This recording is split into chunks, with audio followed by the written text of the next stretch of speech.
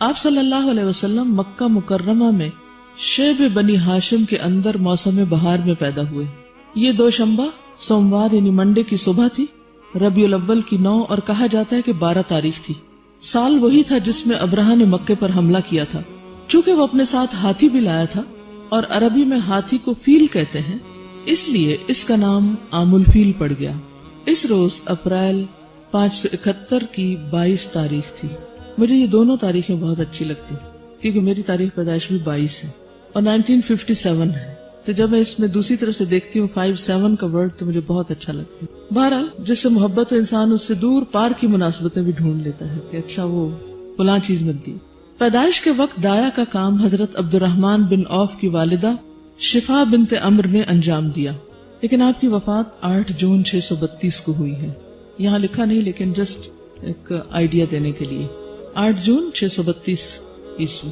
جب آپ پیدا ہوئے تو آپ کی والدہ نے خواب میں دیکھا کہ ان کے جسم سے ایک نور نکلا ہے جس سے ملک شام کے محل روشن ہو گئے. پھر والدہ نے عبد المطلب کو آپ کی پیدائش کی خوشخبری بھجوائی. پھر والدہ نے عبد المطلب یعنی دادا کو آپ کی پیدائش کی خوشخبری بھجوائی. کیوں؟ کیونکہ باپ نہیں تھے. الم یجد کا یتیمن فآوا.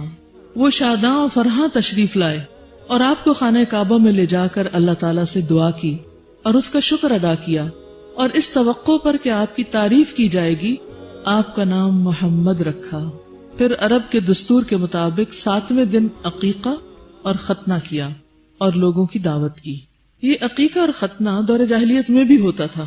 یہ سنت تھی کس کی؟ ابراہیم علیہ السلام کی. وہ جو آتا نا وَإِذِ ابْتَلَىٰ إِبْرَاهِيمَ رَبُّهُ بِكَلِمَاتٍ فَأَتَمَّهُنَّ. تو ان آزمائشوں میں سے ایک آزمائش یہ بھی بتائی جاتی ہے کہ آپ کو ختنے کا حکم دیا گیا تھا اس عمر میں، شاید 80 سال کے تھے اس وقت، تو آپ نے اللہ کے حکم آنے پر اپنا ختنہ کیا تھا. تو عرب میں بہت سی چیزیں ختم ہو چکی تھی لیکن بہت سی روایات باقی تھی. اسلام نے آ کر ان کو باقی رکھا. بعض لوگ یہ سمجھتے کہ دور جاہلیت کفار شاید بالکل ہی ملحد لوگ تھے، اگرچہ الحاد بھی تھا. یہودیت، عیسائیت، مجوسیت اور سیبین کے علاوہ ایتھیسٹ بھی تھے وہاں پر، ٹھیک ہے، لیکن بہت چند گنے چنے. مکہ میں خاص طور پر میجورٹی مشرکین کی تھی. تو یہاں پر آپ دیکھیے کہ اگرچہ وہ مشرک تھے لیکن ان کے اندر حج کا کانسیپٹ موجود تھا. اس میں بھی کئی خرافات بدعات شامل ہو گئی تھی. ننگے حج کرتے تھے اور کچھ اور غلط کام کیا کرتے تھے. عرفات تک نہیں جاتے تھے جس کی اللہ تعالیٰ نے اصلاح کی. ثم افیدوا من حیث افاض الناس. مشعر حرام کو انہوں نے مقرر کیا تھا، وہاں بیٹھ کے مجلسیں لگاتے تھے. لیکن باقی ریچول جو تھے وہ دور جاہلیت میں بھی اسی طرح ہو رہے تھے جیسے حضرت ابراہیم علیہ السلام کے زمانے سے چلے آ رہے تھے. تلبیہ تک موجود تھا، لبیک اللہم لبیک، لیکن اس میں انہوں نے اضافہ کر لیا تھا. لا شریک لک الا شریکن هو لک، اس کے الفاظ آگے بڑھا لیے تھے اپنے پاس سے.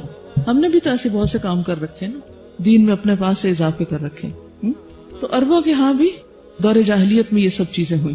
دور جاہلیت کی بہت سی چیزوں کو ریکٹیفائی کیا گیا، ان کو اصلاح کے ساتھ ویسا ہی رکھا گیا، ان میں کوئی بہت بڑی تبدیلی نہیں کی گئی. تو جہاں کہیں بھی آپ دعویٰ کا کام کریں وہاں پر اس بات کا ضرور خیال رکھیں کہ جس لوکل کلچر کے لوگ عادی ہیں ان میں جو چیزیں اسلام سے ٹکراتی نہیں خواہ مخواہ ان کے پیچھے نہ پڑے. مثلا کوئی اگر قمیض شلوار پہنتا تو اس کی وہ اتروا کے آپ کے آپ جبہ ہی پہنے یا آپ لانگ ڈریس پہنے، تو یہ ضروری نہیں ہے. جب تک کوئی چیز یعنی ہر چیز مباح ہے جب تک اس کی حرمت کا ذکر نہ آ جائے قرآن اور سنت سے. اگر آپ ایسا کرنے لگے کہ ہر چیز کو غلط ثابت کرنے لگے اور صرف چند مخصوص چیزوں کو جو عرب کلچر کی انہی کو اسلام سمجھنے لگے تو دین تنگ ہو جائے گا، لوگوں کے لیے مشکل ہو جائے گی. آپ صلی اللہ علیہ وسلم کو آپ کے والد کی لونڈی ام ایمن گود کھلایا کرتی تھی. وہ حبشن تھی اور ان کا نام برکت تھا. پھر آپ دیکھیے ان کا نام برکت تھا. اللہ تعالیٰ نے ان پر بڑا فضل کیا، چنانچہ انہوں نے آپ کی نبوت کا دور پایا، اسلام لائی اور ہجرت بھی کی. پھر آپ کی وفات کے 5-6 مہینے بعد وفات پا گئی.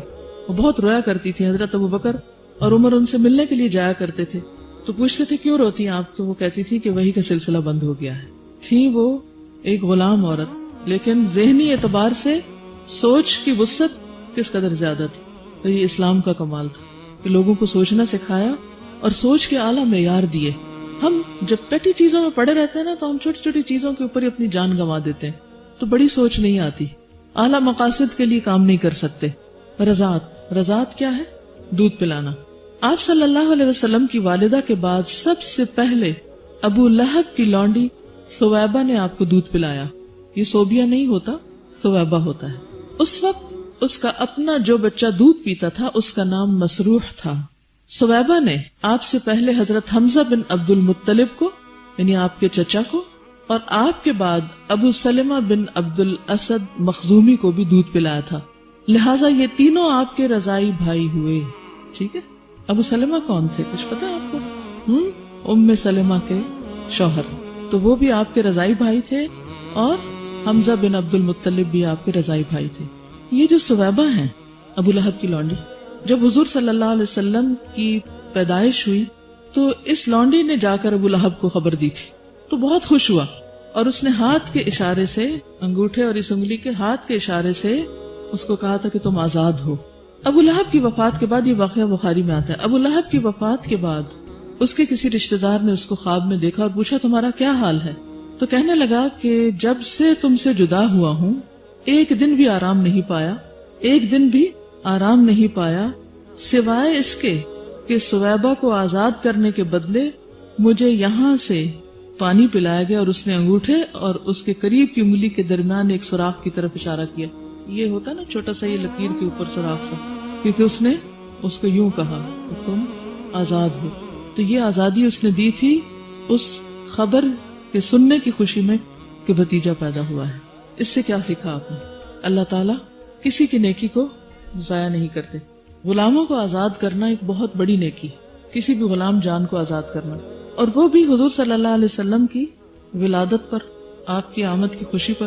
بہت سے لوگ اس سے میلاد کا کانسیپٹ نکال لیتے ہیں، وہ کہتے ہیں چونکہ ابو لہب کو مرنے کے بعد صرف اتنا سا آرام ملا آپ کی پیدائش کی خوشخبری میں غلام آزاد کرنے پر، تو ہم کیوں نہ اس دن بڑے بڑے کھانے پکائیں۔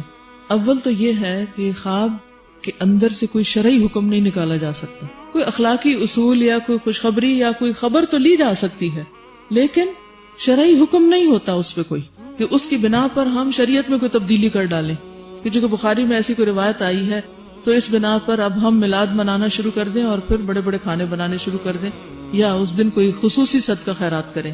اگر ایسا ہوتا تو پھر آپ صلی اللہ علیہ وسلم ہمیں بتانا نہ بھولتے۔ آپ کی زندگی میں 62 بار تو یہ دن آیا ہی تھا آپ کی پیدائش کا، پھر صحابہ کی زندگی میں بھی آیا، لیکن کسی نے ایسا کوئی کام نہیں کیا۔ زیادہ سے زیادہ جو اس واقعے سے ہم سیکھ سکتے ہیں وہ یہ کہ اللہ تعالیٰ کسی کا بھی احسان یا نیکی کو ضائع نہیں کرتے، اور ابو لہب نے جہاں دشمنی کی تھی وہاں اگر دور جاہلیت میں کوئی اچھا کام کیا تھا تو اس کے بدلے اس کو وَمَن يَعْمَلْ مِثْقَالَ ذَرَّةٍ خَيْرًا يَرَهُ، بس اتنی سی بات ہے۔